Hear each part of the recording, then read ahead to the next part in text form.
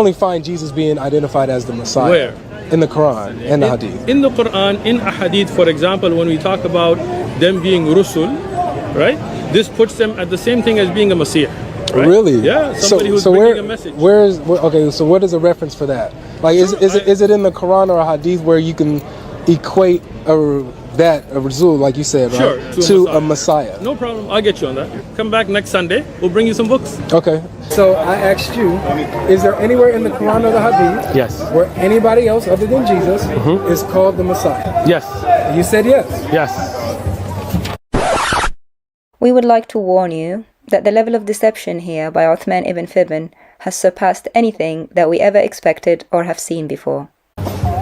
What is that? This is from the Musannaf of Ibn Abi Shayba. You know what that is? No, what is that? No, it's a book of hadith. In the Musannaf of Ibn Abi Shayba, volume number 6, page number 479, this is the hadith sanadan, with the sanad, with the chain that reports about ta'dir. You know what ta'dir is? Is the punishments that were handed out. Okay. So here is the entire sanad. Hadathna Abu Bakr, hadathna al-Waki' al-Mubarak, al-Hasan, and Amr. You understand the chain, right? It says, تخليص هذا الضرب والتعذير هذا بيننا من شريعة مصاحة. Whoa, hold on. Why is he saying the chain of the hadith with all the names and then not reading the words of the hadith and going straight to the footnote pretending it is the hadith? Why is he not reading the hadith? The hadith is up above. Why is he reading the footnote written by the modern editor below it? Unbelievable. I thought he studied the hadith. Graduated from the Islamic University of Islamabad with a master's focused in hadith. You understand the chain, right? Is he trying to attribute the chains to the words of the modern editor who wrote the footnote at the bottom? That's very naughty. Trying to corrupt your own hadiths with the words of a modern person? What's going on? Graduated from the Islamic University of Islamabad with a master's focused in hadith. It says, وتخليص هذا الضرب والتعذير هذا بيننا من شريعة مصاحة. Oh my goodness, his Arabic is terrible. It doesn't say that. I don't know what language he was speaking, but it was not Arabic. And he read the sentence from the middle, which doesn't make any sense for anyone who reads and understands the language to read a sentence from the middle and not from the beginning of it. Let us read the full sentence in Arabic properly. I'll stop and start to translate as I'm reading through it. It says, فانظر عزيزي القارئ إلى عظيم شرائع الإسلام. So see, dear reader, how great the laws of Islam are. أن القوانين الوضعية في عصرنا الراهن قد اتجهت هذا الاتجاه بعد كثير معاناة وطول عذاب للناس. That man-made laws of our time have moved towards that direction after much suffering and torture of the people. وما زالت بعض البلاد إلى الآن لم تتخلص من عادة الضرب والتعذيب هذه، بينما الشريعة المسحاء قد جاءتنا بهذا الحكم واضحا سهلا. And some countries have still, until now, not got rid of the habit of beating and torture, but the gentle Sharia has brought us this ruling, clear and easy. We'll stop here. As you have seen, this is an editor's note, starting with, Dear reader, for goodness sake, not a hadith, Mr. Shameful Uthman ibn Fibn, and the editor is trying his best to draw a comparison between the laws of the Sharia and the modern day reality in the Muslim world, according to his view. It is a modern comment by a modern editor. It is not a hadith. And in his comment, he did a typo. Instead of saying Ash-Sharia Samha, which means gentle Sharia, which is a very common title given to the Sharia, as we will see later, by everyone in the Arabic Muslim world, he made a small typo. He switched the letters around to something that resembles the word that Uthman ibn Fibn wants it to be. He wants it to be plural of Messiah, but it isn't. It's just an adjective for the Sharia, meaning gentle Sharia. Even when typing in the incorrect phrase into Google, Google corrects it and brings up the edition of the book where it's incorrectly written, and it happens to be what Uthman brought. Ironically, the only other website that brings up this error is a Shia online library, a sect that Uthman ibn Fibn disapproves of.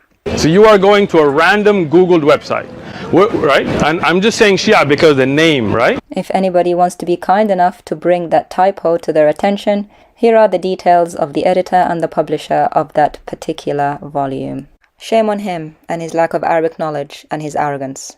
Let's continue. Masaha. You know what masaha is? What is that? Is the plural for masih. First of all, it's not masaha, it's musaha, which is the plural of masih. This word musaha does not exist in the whole of Islam. Okay?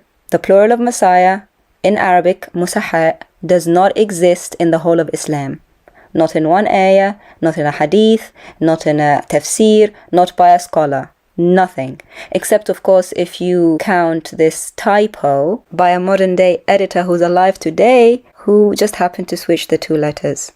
In fact, if you Google the word musaha, all you get is Christian websites talking about false messiahs and false prophets the Lord Jesus Christ warned about, which is kind of ironic if you think about it. And you get this one typo which happened to be on a Muslim site. I'm suspecting this is what Uthman ibn Fibn did in his homework when he went back to try and deceive this brother, thinking, okay, let me try and find this word musaha anywhere. Found it. It's a typo on a footnote by a modern day editor who's talking about the situation in the world today.